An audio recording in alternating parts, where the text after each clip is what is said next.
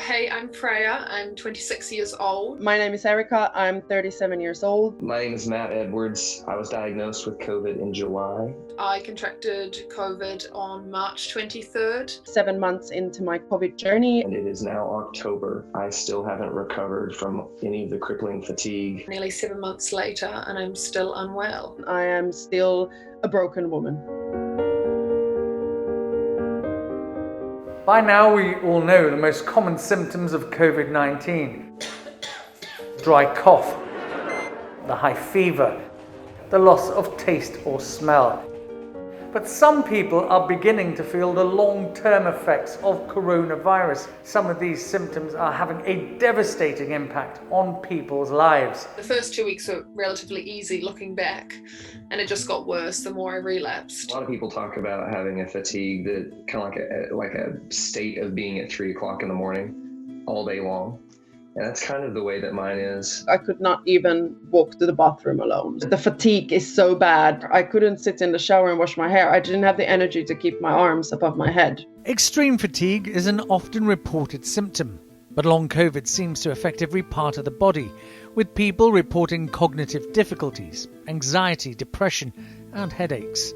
It can cause heart problems such as irregular heartbeat, chest pain, lung problems such as shortness of breath, and gastrointestinal problems like diarrhea. The way that I explain it to people is it's kind of like getting up out of bed in the morning and then reaching your hand in a hat. You have to pull out a symptom, and you got maybe 50 different symptoms that you can pull out, and then whatever you pull out of the hat is what you have for the day. I was 26 when I got it, and I was so healthy. I had no underlying health conditions, no prior illnesses, and here I am 7 months later, and I have irregular heartbeat, heart palpitations, chest pain, really bad brain issues, muscle spasms, numbing, all of this as a 26-year-old. And I just think long COVID needs to be part of the discussion, because at the moment all it is older people are going to die. The NHS estimates around 60,000 people in England could be suffering from long COVID symptoms more than 3 months after catching the virus. It could be more, it could be less, and because COVID-19 is relatively new, there is still a lot we don't know about the long-term effects. We find that of all the people that are symptomatic with COVID, about 1 in 20 will actually have symptoms still at 2 months afterwards, and 1 in 45 will have symptoms for longer than 3 months. It does seem that having more than 5 symptoms in the first week seems to be a strong risk factor for long COVID. It's slightly more likely if you're a female, and this may be something to do with the difference in immune response to viruses in women and men. It is mentally testing. It's not something I would wish on even my worst enemy. There have also been reports of the impact of long COVID on mental health, causing anxiety and stress. That's the most untalked about thing, and also the most challenging thing. They just can't believe the amount of messages I get each day from people saying no one believes me. They think, it's just mental illness, and they're just delusional. It's really awful, and it's only because it's not being spoken about enough. Well, for example, my wife's a nurse, and she's regularly trying to be there for me with it, but she's regularly seeing patients in the ICU every day with COVID. And then she sees me, dealing with still symptoms way after the fact. And it's even hard for her to understand at times, because she had COVID too, and it didn't affect her that way. I had 3 migraines yesterday. I was an absolute emotional mess. I had nothing under control. I was just crying the whole afternoon. It makes you question yourself a lot. Are you just seeing things? Are you just experiencing things? I have a super understanding, amazing employer. For now, I'm okay, but if, of course, this goes on for too much longer, I don't know what the situation is. Of course, my sick leave is not unlimited. Now that more evidence of long COVID is coming to light, there have been calls for more support to be made available.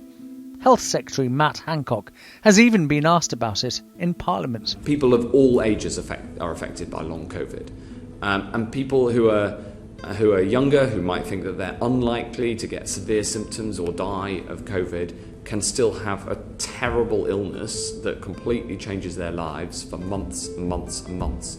The UK government responded by announcing a £10 million investment in October 2020 to fund long COVID clinics across England. It follows the setup of a clinic in the Italian city of Genoa, also looking into sufferers of long COVID. And I think this is vitally needed. Whether £10 million is going to be enough to deal with this, we've yet to see. I think it may need considerable more funding than that. But I think this is really great that the government has put forward this funding. Without official guidance, people have been finding comfort in sharing their experiences on online forums. One long COVID Facebook page has tens of thousands of members who post stories of their relapses, symptoms, and recovery.